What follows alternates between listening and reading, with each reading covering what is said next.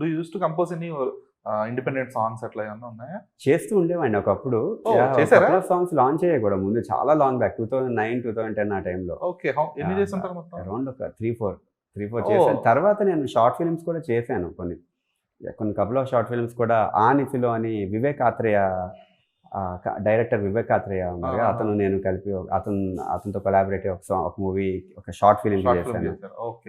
Couple of short films కూడా చేస్తూ ఉండేవాడిని. బట్ ఎందుకని ఇప్పుడు తర్వాత ఆపేసారు ఇండిపెండెంట్ మ్యూజిక్? నేను తర్వాత మళ్ళీ ఐటీలోకి వెళ్ళి జాబ్ చేస్తూ ఉండేవాడిని. అదే ఫైన్. బట్ ఇండస్ట్రీలోకి వచ్చాక అంటే టైం ఉండదు.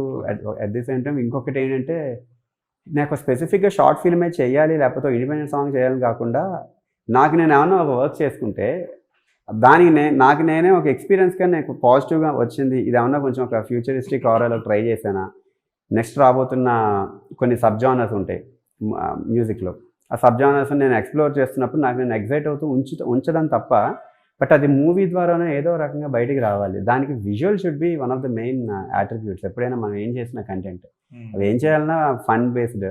అండ్ స్టార్టింగ్లో కొంత అలా ఫిల్టర్ అయిపోయి, అంటే నెంబర్ ఆఫ్ వర్కింగ్ థింగ్స్ కూడా, అంటే బయటకు రిలీజ్ అయినా కూడా తగ్గిపోతూ వచ్చాయి. సో తర్వాత మూవీస్లోకి ఎంటర్ అయ్యాను కాబట్టి ఇంకా ఆబ్వియస్గా ఓకే